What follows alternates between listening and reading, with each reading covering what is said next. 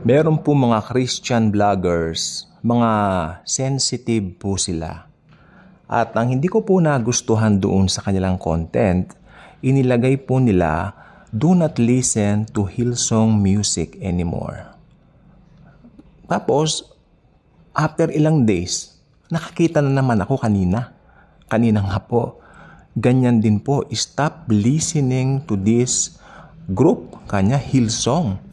Gusto kong mag-comment pero alam po ba ninyo, pag sarado ang isip, wala po talaga. Ito po gusto ko pong sabihin po sa inyo. Ako po mismo, na masasabi ko, buong Christian walk ko, Christian life ko, Hillsong po ang mga CDs namin, pinapakinggan namin, may mga tapes din kami.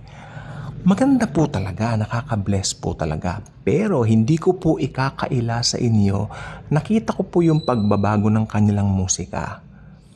Nakisabay po kasi sila sa trend. And you know what? Kung tatanungin niyo ako, hindi na po ako sumusuporta doon sa mga bagong Hillsong na mga songs. Pero it doesn't follow na hindi ko na sila pinapakinggan. Pinapakinggan ko po yung mga albums nila from 2013 pababa hanggang 1992. From 1992 to 2013, 21 years po yan of solid Hillsong. Pinapakinggan ko po yan. Kasi talagang makikita mo solid worshipers po sila. Especially sa pangunguna ni Ruben Morgan at ng popular syempre na songwriter ng The Power of Your Love, si Miss Darlene Sheck. Wala na rin po sila sa Hillsong ngayon.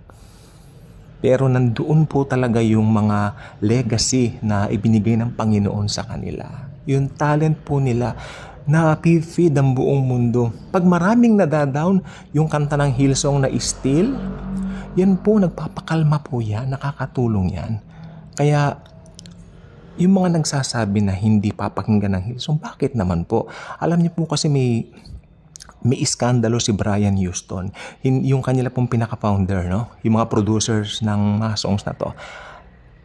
Hindi pa po alam kung ano yung kahihinatnan. Hinihintay pa po ngayon. Pero kasi yung mga aligasyon sa kanya masyado pong mabibigat. Yun naman ang ito na pong malungkot. May mga flaws ang tao, may mga pagkakamali ang tao, pero wag mo idadama yung organization kasi yung Hillsong na mga songs, especially yung mga gawa ni Miss Darlene Sheck at saka ni Ruben Morgan, tsaka ni Russell Fragar, magaganda po yan. Solid yan na mga songs yan na iniingatan ng Panginoon yan. Ang Panginoon ang inspirasyon sa likod lang yan. Okay? Mas gusto kong pakinggan yung mga old albums po nila. Meron po kami dito. Yung iba nga garalgal na yung mga tape. Pero alam niyo po ba, gumagaan ang pakiramdam ko whenever I listen to them. Kaya sabi ko, kung ba nagkaroon ng problema si Brian Houston, nagkaroon ng problema yung mismong organization ng Hillsong, hindi mo napapakinggan yung mga very anointed songs? Ano bang klase yan? Paborito ko po ang Hillsong. Buong Christian walk ko po, pinapakinggan ko po yan. Diba?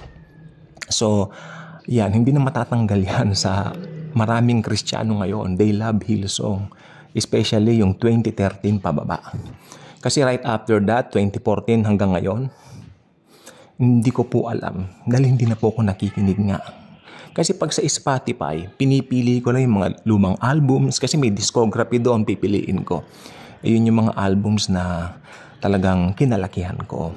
Diba? May iba may CD kami dyan. Alam niyo po ba, huwag niyong idadamay. Kasi ibang Kristiyano ko mo ganun, hindi na kami nakikinig niya kasi ganun. Napakababaw naman po noon. Mga Kristiyano po tayo. At ang Kristiyano, I believe, malawak ang isip. Dahil kung nandito rin po si Jesus Christ, malawak din ang isip niya at pangunawa niya. Okay, tandaan niyo po sa Bible, sabi niya ganun.